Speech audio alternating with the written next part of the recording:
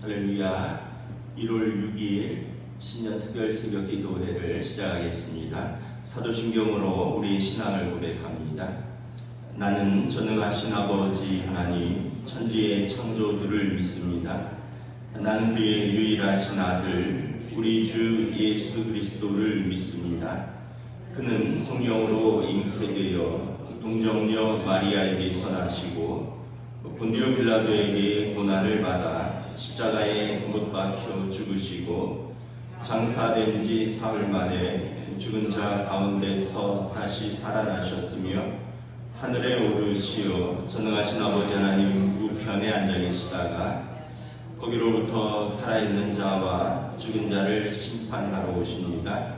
나는 성령을 믿으며 거룩한 공교회와 성도의 교제와 죄를 용서받는 것과 몸의 부활과 영생을 믿습니다. 아멘. 찬송가 310장 찬양하시겠습니다. 찬송가 310장입니다.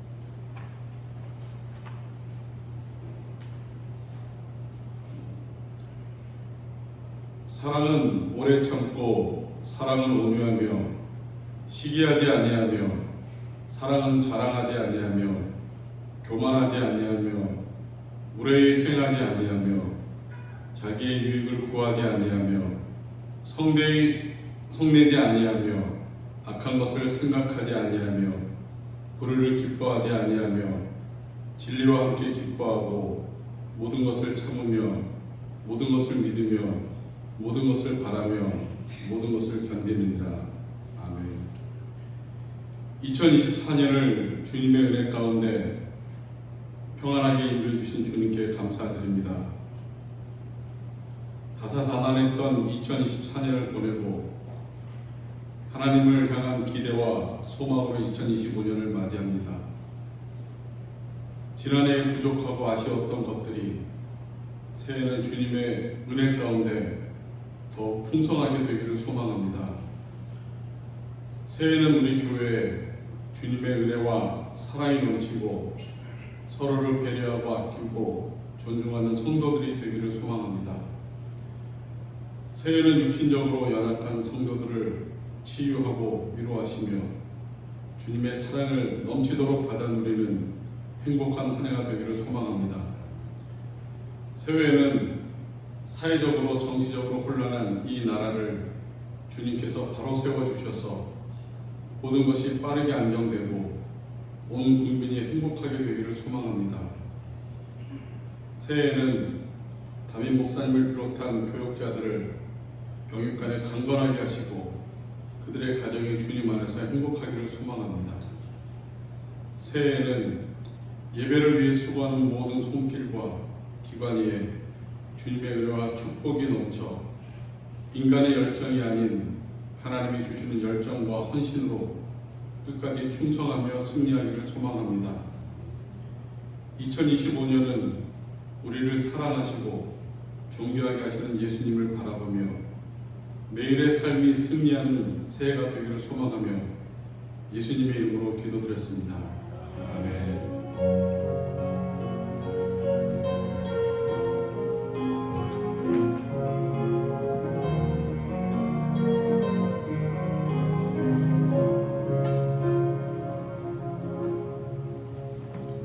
오늘 우리 주신 하나님 말씀은 신약 성경 고린도전서 13장 1절부터 3절까지 말씀입니다. 신약 성경 고린도전서 13장 1절부터 3절입니다. 신약 성경 279페이지입니다.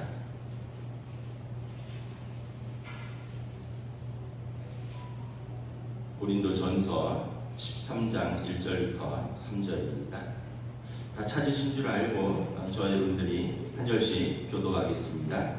내가 사람의 방언과 천사의 말을 할지라도 사랑이 없으면 소리나는 구리와 울리는 꽹과리가 되고 내가 예언하는 능력이 있어 모든 비밀과 모든 지식을 알고 또 산을 옮길 만한 모든 믿음이 있을지라도 사랑이 없으면 내가 아무것도 아니요. 함께 읽습니다. 내가 내게 있는 모든 것으로 구제하고 또 내 몸을 불사르게 내줄지라도 사랑이 없으면 내게 아무 유익이 없느니라. 아멘. 할렐루야. 신년 특별 새벽 기도에 오신 우리 성도들을 주님의 이름으로 환영하고 축복합니다. 신년 특별 새벽 기도의 주제는 사랑은 언제나입니다. 우리 올 한 해 우리 사랑하는 우리 성도들 또 가정과 또 하나님의 교회 위에 하나님의 사랑과 은혜가 풍성하기를 주님의 이름으로 축복합니다. 우리 아침이지만 한번 인사하겠습니다. 주님의 사랑이 풍성한 한 해가 되기를 축복합니다.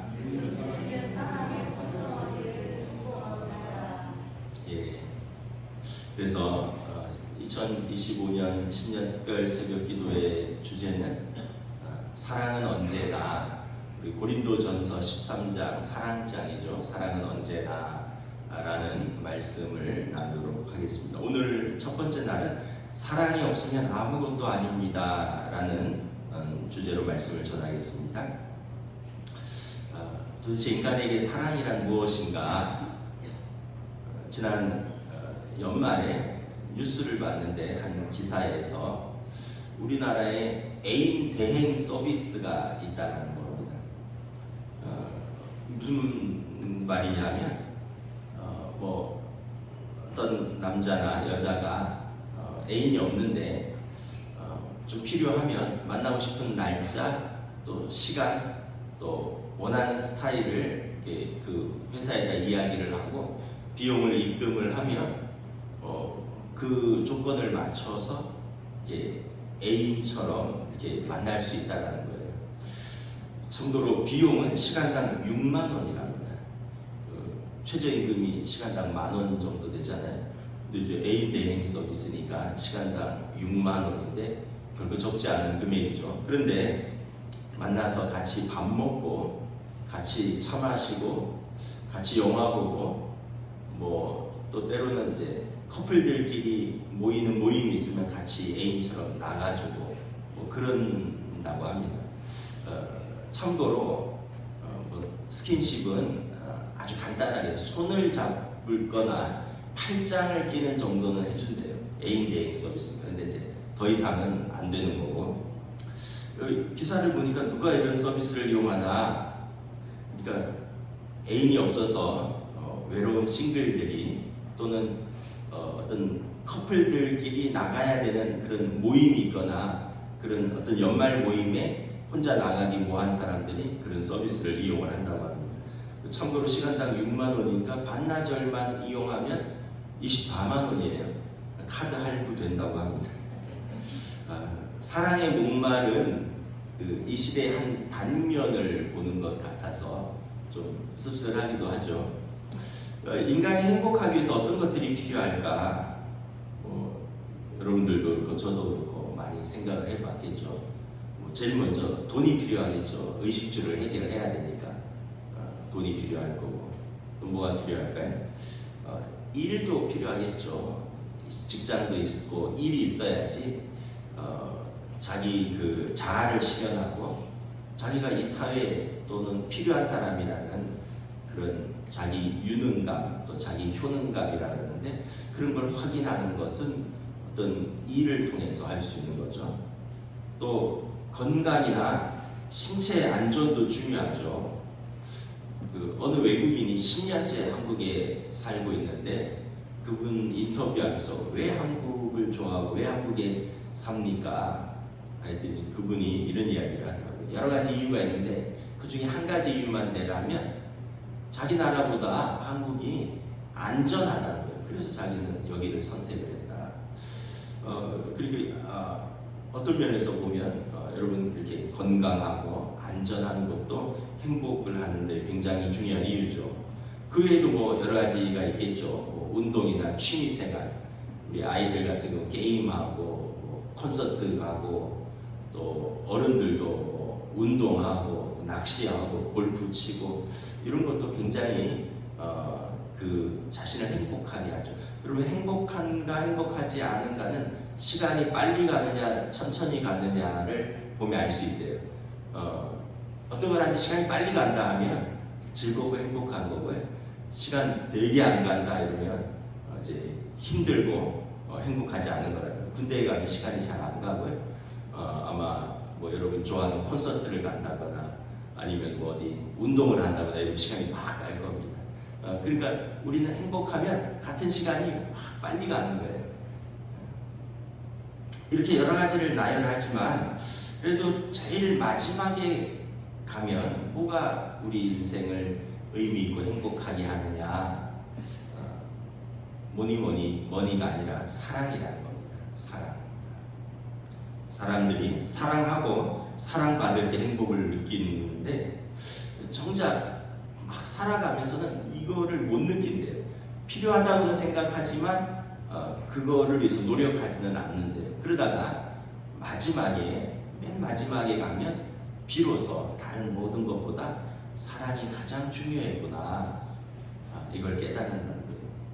이번에 제주항공 무안공항 참사 때 그 버드 스트라이크가 이제 일어나고 아마 기장이 승객들에게 비상 착륙한다라는 방송을 했겠죠. 그러니까 뭐 이제 안에서 난리가 났겠죠. 그런데 이제 그 짧은 순간에 어떤 희생된 분이 가족에게 보낸 카톡 메시지 짧게 공개가 됐습니다. 간단해요. 미안해, 사랑해. 그거밖에 없습니다. 여러분 10년 전 세월호 참사 때 제주도로 수학여행 가던 단원고 2학년 학생들이 침몰하던 그 배 안에서 가족들과 친구들에게 보낸 메시지가 나중에 배를 인양하고 휴대폰을 찾고 그걸 받은 가족들이 이렇게 공개를 했는데 제가 몇 개만 소개를 할게요. 서모군이 엄마에게 보낸 카톡 메시지입니다. 엄마, 내가 말 못할까봐 보내놓는다. 사랑해. 김모양이 침몰 직전 엄마에게 보낸 마지막 메시지입니다. 엄마, 어쩌면 나 집에 못 갈지도 몰라. 근데 엄마, 내가 엄마 사랑하는 거 알지? 아빠는 돌아가시고 엄마랑 누나랑 살고 있는 한 남학생이 누나에게 보낸 카톡입니다. 누나, 배가 이상해. 쿵소리가 났어. 누나 사랑해. 그동안 못해줘서 미안해. 엄마한테 전해줘. 사랑한다고. 나 아빠한테 간다. 한 학생이 학교 연극부 단체 카톡방에 올린 마지막 메시지입니다. 얘들아, 진짜 내가 잘못한 것 있으면 다 용서해줘. 사랑한다. 단원고 2학년 교사가 자신의 남자친구에게 보낸 카톡 메시지입니다. 배가 침몰해. 구명조끼가 없어. 장난 아니야. 학부모에게 연락해야 해서 통화 못해. 그리고 이후에 마지막 메시지가 사랑해, 고마워 였습니다. 한 여학생이 기울어져서 침몰하는 배에서 엉엉 울면서 휴대폰 동영상으로 촬영한 마지막 메시지입니다. 어떻게, 나 너무 무서워. 엄마 정말 미안해. 아빠도 미안하고 그리고 사랑해 정말. 저 여러분은 마지막이 되면 무슨 메시지를 남길까요? 너 성적 그래서 어떻게 할래? 이렇게 할 것 같아요. 아니면 왜 내 말 안 듣고 그렇게 했어? 그렇게 하실 것 같습니다. 내가 남긴 돈 너 어떻게 쓸 거야? 뭐 이런 말 하실 것 같아요. 우리도 다 비슷하지 않을까요? 미안해, 고마웠어, 사랑해. 오늘 말씀 주제가 사랑이 없으면 아무것도 아닙니다. 많은 돈이 있어도 사랑이 없으면 별 의미가 없습니다. 바쁘게 할 일이 있어도 사랑이 없으면 아무것도 아닙니다. 건강하게 오래 살아도 사랑 없는 삶은 아무것도 아닙니다. 아무리 흥미있고 재밌는 취미가 있어도 사랑이 없으면 아무것도 아닙니다.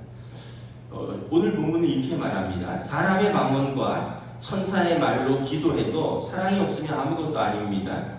모든 비밀과 모든 지식을 알고 설교해도 사랑이 없으면 아무것도 아닙니다. 심지어 산을 옮길 만한 모든 믿음이 있을지라도 사랑이 없으면 아무것도 아닙니다. 당신에게 있는 모든 것을 내어서 가난한 사람을 구제한다 할지라도 사랑이 없으면 아무것도 아닙니다. 이 말씀은 이렇게 해석할 수 있습니다. 사랑 없이도 기도할 수 있고, 사랑 없이도 설교할 수 있고, 사랑 없이도 봉사할 수 있고, 사랑 없이도 구제할 수도 있고, 사랑 없이도 믿음은 있을 수 있다는 거예요. 그러나 사랑 없는 모든 은사는 열매가 맺히지 않는다는 거예요.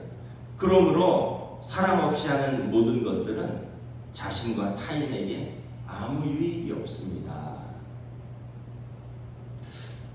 오늘 본문 고린도전서 13장의 배경이 되는 고린도 교회는 각종 은사가 충만한 교회였습니다.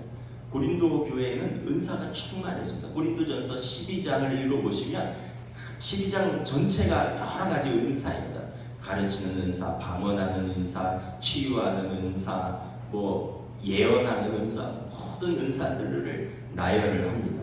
너무 은사가 많으니까 질서 있게 은사를 행하라 이렇게 말을 합니다. 고린도전서 14장은 특별히 방언과 예언장입니다. 고린도 교회에 신령한 기도와 예언이 넘쳐나는 교회였다는 거예요. 근데 정작 고린도 교회의 현실은 어땠느냐? 고린도전서 1장에 보면 바울 사도에게 들리는 것이 고린도 교회에 파벌이 있고 분쟁이 있다는 거예요. 싸운다는 거예요. 바울파, 아볼로파, 게바파, 그리스도파. 그래서 바울 사도가 책망합니다. 그리스도께서 어찌 나뉘었느냐? 바울이 너희를 위하여 십자가에서 못 박혔고 바울의 이름으로 너희가 세례를 받았느냐? 그리스도의 십자가를 헛되이 하지 말라. 그래서 오늘 고린도전서 13장에서 아주 신랄하게 책망하는 것입니다. 너희가 사람의 방언과 천사의 말로 기도하느냐? 그런데 기도하는 사람들이 그렇게 사랑이 없으니 시끄럽게 울리는 구리와 꽹과리 같구나. 제가 좀 요즘 안타까운 게 그 광화문이나 한남동에서 시위하는 분들, 자기 신념에 따라서 저는 가서 시위할 수 있다고 봐요. 찬성이든 반대든 자기의 정치적인 신념이 있습니다. 그런데 거기서 왜 통성기도를 하고, 거기서 왜 찬송가를 부르고, 거기서 왜 하나님의 이름으로 헌금을 거두죠? 광화문에서, 한남동에서. 여러분, 거기서 하나님의 이름을 망령되이 일컫는 겁니다.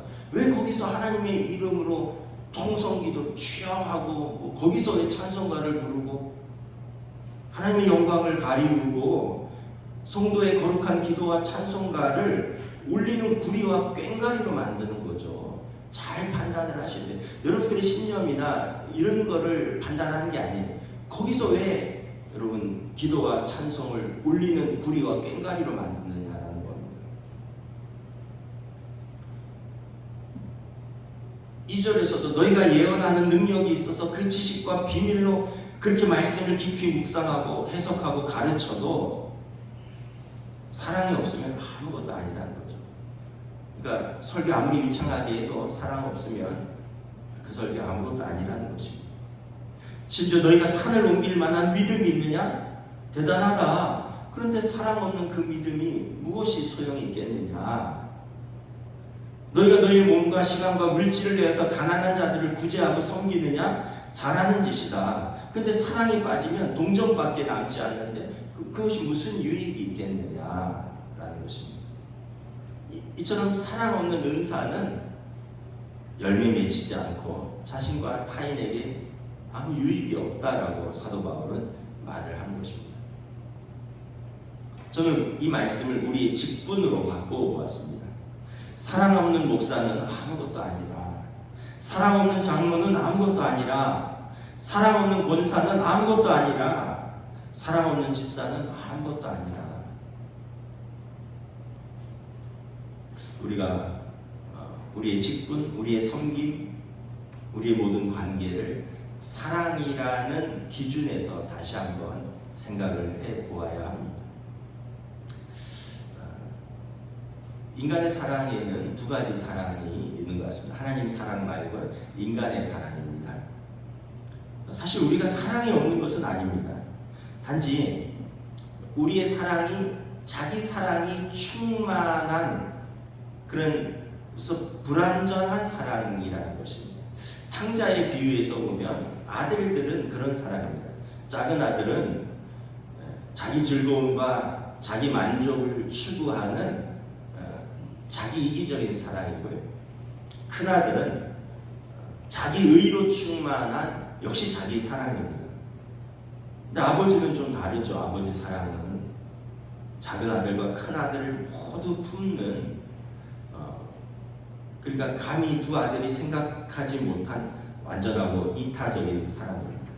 그래서 저는 항상 그렇게 생각을 합니다. 형제들의 사랑과 부모의 사랑은 차원이 다른 사랑이다. 어느 목사님이 탕자의 비유에서 두 아들의 자기 사랑과 아버지의 사랑을 이렇게 비교했습니다. 아들의 사랑은 자신의 가치를 추구하는 이기적인 사랑이고, 아버지의 사랑은 아들에게 가치를 부여하는 이타적인 사랑이다. 비슷한 말 같은데 좀 달라요. 자기의 가치를 추구하는 사랑과 그리고 상대방에게 가치를 부여하는 사랑이 있다는 거예요. 무슨 차이가 있을까? 그러니까 자기에게 가치를 부여하는 사랑이 있다는 거예요. 새해를 맞이해서 제가 미용실에 이발을 하러 갔는데, 오래된 단골이기 때문에 여자 원장님인데 이런저런 이야기를 하면서 이발을 하다가 그 원장님이 그런 이야기를 하더라고요. 아이 목사님, 10년 만에 드디어 벼르고 벼르다가 차를 바꿨다고. 그래서 아유 잘하셨다고. 뭘로 바꾸셨냐 그랬더니 제네시스 SUV로 바꿨대요. 내가 얼마쯤 하나 했더니 한 9천만 원 한대요. 여러 가지 옵션을 넣어서 9천만 원. 대단하잖아요. 차가 1억 가까이 되는 국산 차가 있으니까.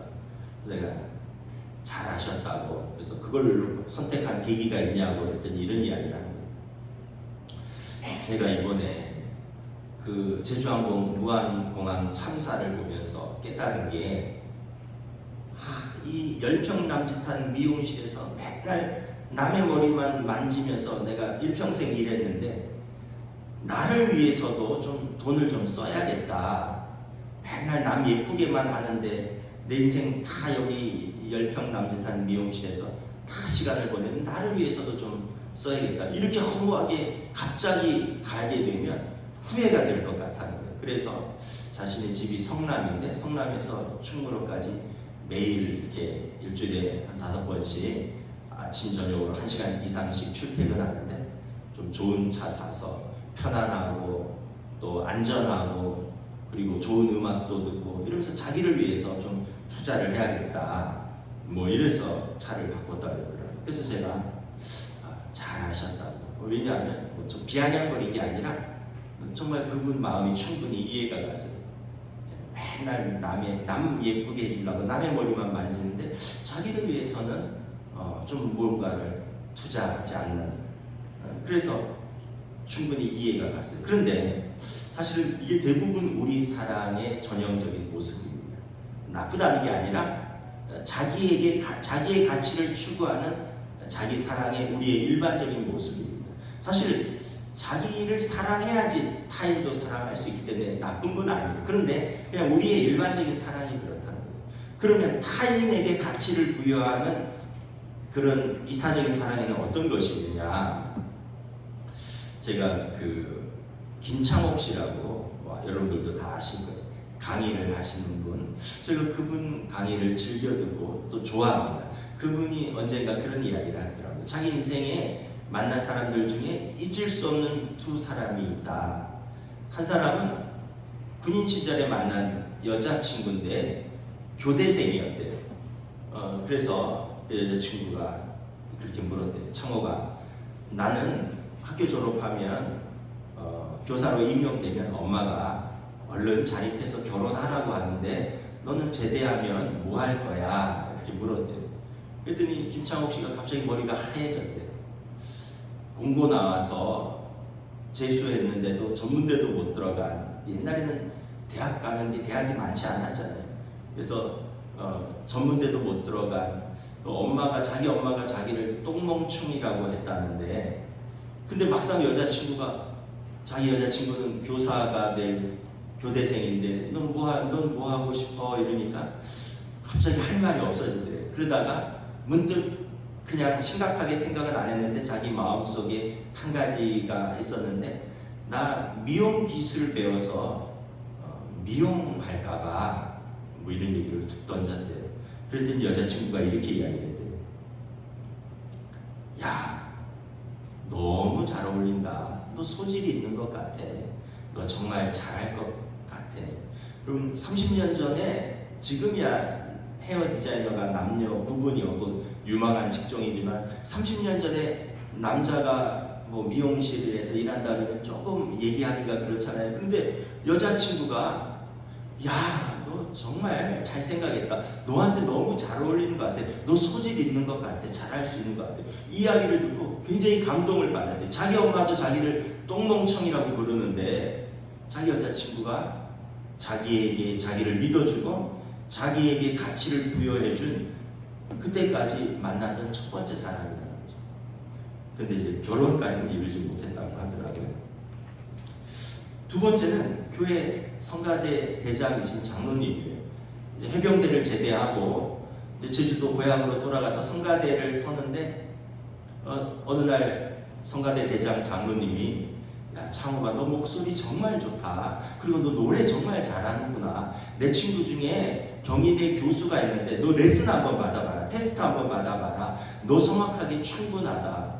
한림공고 전자과 나와서 뭐 대학도 못 들어가고 뭘 할까 제대하고 자기도 뭘 해야 될지 모르는데 장로님이 성가대장님이 너 목소리를 너무 좋은데 너 성악하면 정말 좋겠다. 그러고 소개를 해줘서 테스트를 받았더니 너 레슨 받고 우리 학교 성악과 들어와라. 그래서 경희대 성악과를 입학했다는 거 아니에요. 그리고 거기를 졸업하고 이제 평생 성악을 하진 않지만 목소리로 먹고 사는 사람이 된 거죠. 그러면서 이 두 사람을 잊을 수가 없다는 거예요. 자기도 자기 가치를 모를 때 자기를 알고 인정해주고 자기에게 가치를 부여해준 그 두 분을 자기는 잊을 수 없다. 이렇게 말을 하더라고요. 두 가지 사랑이 있다는 것을 말씀드렸습니다. 일반적인 우리의 사랑은 자신의 가치를 추구하는 자기 사랑입니다. 그런데 여러분 또 다른 사랑은 타인에게 그 사람에게 가치를 부여하는 이타적인 사랑이죠. 자기 사랑도 중요하다고 말씀드렸습니다. 자기를 사랑하지 못한 사람이 어찌 남을 사랑하고 어찌 세상을 사랑하겠습니까? 그런데 자기 사랑에만 머물면 그냥 탕자의 뒤에서 작은 아들이 되거나 아니면 그보다 조금 나으면 큰 아들밖에 안 되는 거죠. 그런데 여러분 어떤 사랑이 더 성숙하고 어떤 사랑이 세상을 아름답게 만드는 사랑일까요? 내게 주신 사람들을 소중히 여기고 그분들에게 가치를 부여하는, 그래서 그분들이 하나님의 자녀로서 자신을 보게 하고 그리고 그 사랑을 받은 사람들이 하나님 아버지의 성품을 그 자녀들도 가지고 사는 그 사랑은 어떤 사랑에 더 가까울까 생각을 해봅니다. 오늘 고린도전서의 이 13장은 하나님 사랑을 말하는 게 아니에요. 성도 간의 사랑을 말하는 것이에요. 하나님 사랑은 감히 우리가 어찌 이야기를 하겠습니까? 하나님 사랑은 정말 놀라운 거죠. 피조물 중에 우리같이 말 안 듣는 피조물이 있을까요? 우리처럼 제멋대로 하는 피조물이 있을까요? 하나님이 우리를 사랑하시면서 아들을 내어주시기까지 사랑하신 그 사랑을 어찌 말로 표현하겠습니까? 예수님께서 친히 모범을 보여주셨죠. 교회를 잔해하고 성도를 핍박하던 자기 의로 가득 찬 열혈 청년 사울에게 찾아오셨습니다. 그리고 그를 이방인의 사도로 부르셨습니다. 우리의 외모가 아니라 중심을 보시는 예수님께서 청년 사울에게 가치를 부여하셨어요. 그만이 가지고 있는 그의 장점을 보시고 그를 높이 평가하셨습니다. 율법에 대한 사랑과 그 열정을 높이 평가하시고 사울에게 찾아오시고 그의 삶의 가치를 부여해 주셨습니다. 그래서 예수님을 만난 사도 바울은 이렇게 고백합니다. 비방자요 박해자요 폭행자인 죄인 중에 괴수인 나를 구원하시려고 그리스도 예수께서 세상에 임하셨도다. 나를 능하게 하신 그리스도 예수 우리 주께 내가 감사함은 나를 충성되이 여겨 내게 직분을 맡기심이라. 나의 나 된 것은 하나님의 은혜로 된 것이니 내게 주신 그의 은혜가 헛되지 아니하여 내가 모든 사도보다 더 많이 수고하였으나 내가 한 것이 아니요 오직 나와 함께 하신 하나님의 은혜로라. 여러분 이렇게 예수님의 사랑을 받으면, 예수님의 사랑을 깨달으면 우리 삶이 달라집니다. 우리 삶이 변화됩니다. 예수님의 사랑을 받으면, 여러분 사랑을 이렇게 듬뿍 받으면 그 사람이 세상을 보는 그리고 다른 사람을 대하는 자세와 태도가 달라집니다. 우리가 사랑을 많이 못 받으면 굉장히 냉소적인 거나 비관적이거나 그렇습니다. 근데 사랑을 많이 받은 사람은 세상을 좀 따뜻하게 볼 수 있고요. 그래서 하나님의 사랑을 많이 받은 사람은 내게 주신 사람들에게 따뜻한 시선과 내게 주신 이 세상에 대하여 사명에 대해서 우리가 가치관과 생각이 바뀌고 새로워지고 삶의 목표가 바뀌고 사명이 변합니다. 인생을 살아가는 자세가 바뀌는 것입니다. 이 나이가 든다고 저절로 사랑이 많아지는 게 아니라요. 많이 배웠다고 사랑도 많아지는 게 아닙니다. 하나님의 사랑을 깨달아 갈수록 하나님의 사랑의 깊이와 넓이와 높이를 깨달아 갈수록 우리 사랑도 이렇게 점점 더 여무는 것입니다. 우리의 열심도 좋고 우리의 은사도 좋고 우리의 기도도 좋고 우리의 섬김도 좋지만 중요하지만 여러분 그 안에 사랑이 동기가 될 수 있기를 우리 주님의 이름으로 축복합니다. 그래서 우리 사랑은 그 자기 사랑으로 자가 발전하는 게 아니라 자기 사랑은 여러분 우리 스스로 자가 발전하는 거는 그 제가 그 상담학자 그 조벽 교수라고 있는데 그분 인터뷰를 보니까 그 남녀간의 사랑에서 나오는 도파민은 2년이 안 간대요. 그 막 열렬히 사랑해서 결혼하는데 거기서 막 보기만 해도 막 좋고 막 가슴이 설레고 그래서 이 사람이랑 같이 살아야 하고 이 사람이랑 오래 하고 싶다. 이거는 2년이 지나면 그 도파민이 그리고 다른 무슨 호르몬이 있다 그러는데 그거는 이제는 무덤덤해진대요. 2년까지는 간대요. 근데 더 중요한 건 이제 정서적으로 관계적으로 신뢰와 그리고 사랑의 관계를 쌓는 것이다. 그분이 그렇게 말씀하시더라고요. 하나님의 사랑도 마찬가지입니다.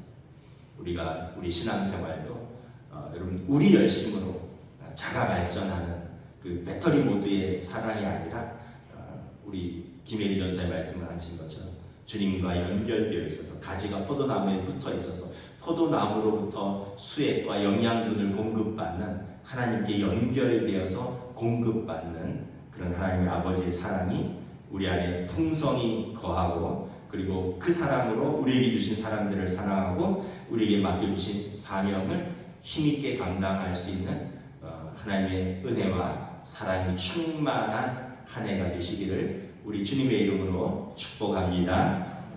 기도하겠습니다. 우리 늘 그렇듯이 우리 마지막 날에는 우리 함께 합심하고 기도하고 제가 축도하고 마치고 우리 평일은 우리 함께 합심해서 기도하다가 개인 기도하시다가 자유롭게 돌아가시면 되겠습니다. 하나님 은혜를 감사하며